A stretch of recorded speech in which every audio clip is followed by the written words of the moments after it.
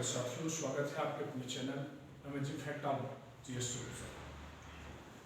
आप सभी को बता दें कि जैसे आप सभी जानते हैं कि लगातार कोविड-19 का प्रकोप बढ़ता जा रहा है और जिसके कारण बहुत सारी समस्याओं का सामना भी करना पड़ रहा है हमें। उस कड़ी में शैक्षणिक संस्थानों को बंद भी रखा गया है।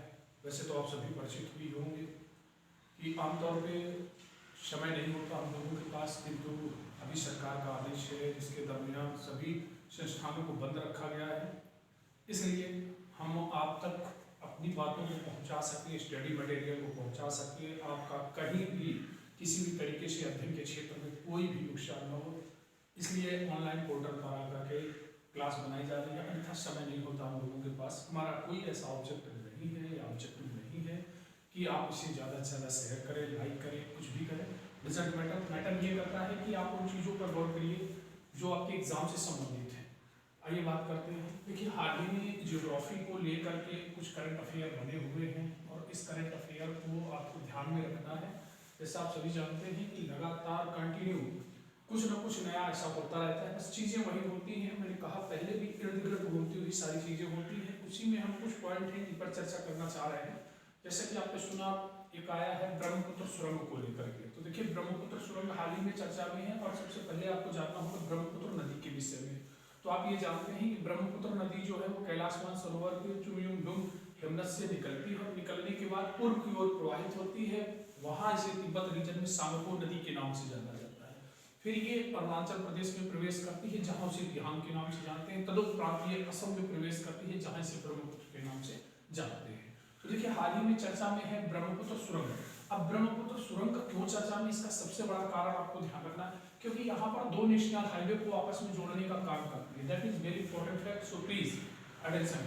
तो ये ध्यान रखना है, बहुत महत्वपूर्ण चीजें हैं और इसमें हमको थोड़ा सा ध्यान देना है कि कौन से राजपथ को किससे जोड़ती है। तो देखिए, NH54 को NH37 से जोड़ती है। फिर दूसरी चीज स्थान दिया गया है गोहपुर को किससे जोड़ती है, नुमालीगढ़ से।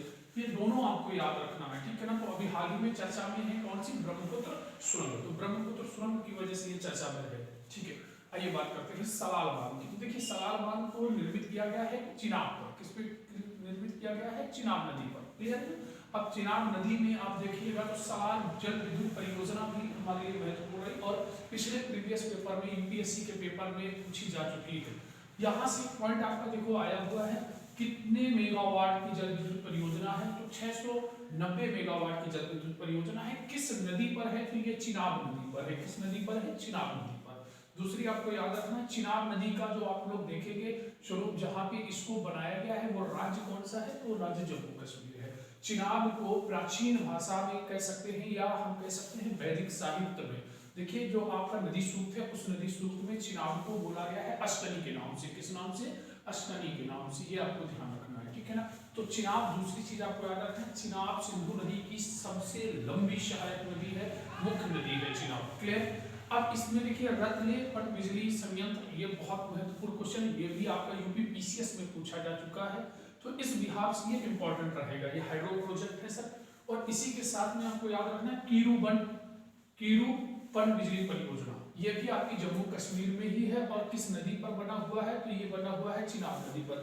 अब यहाँ से चिनाब नदी एक बार चर्चा में है और एक बार यहाँ से चर्चा में है। अब देखिए, चीजें वही घूम फिर कर होती हैं, बस अंतर ये होता है कि यदि आपने करंट अफेयर का सही से अध्ययन किया हुआ है तो सारी चीजें आपको जो साफ शीशे की तरीके दिखाई पड़ती हैं। तो देखिए, ये भी अश्कनी, मैंने बताया कि चिनाब को वैदिक साहित्य में अश्कनी के नाम से जाना जाता है। इसके बाद बात करेंगे कामिंग बांध की। जो आपका कामिंग बांध है ये अरुणाचल प्रदेश में निर्मित किया जा रहा है। कहाँ निर्मित किया जा रहा है, अरुणाचल प्रदेश में।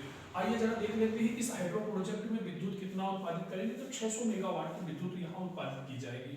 दूसरी चीज आपको याद रखना है, एक जो हमारा अभियान है run of the reverse, run of the reverse के अंतर्गत इसको बनाया जा रहा है, ठीक है ना। अब इसकी जो मुख्य नदी है वो कामिंग नदी है। कौन सी नदी है, कामिंग नदी। कामिंग नदी में देखो दो नदियां और चर्चा में आएंगी, इनकी ट्रिब्यूटरी आएगी चर्चा में। एक का नाम है तेगा नदी, दूसरे का नाम है बिचोम।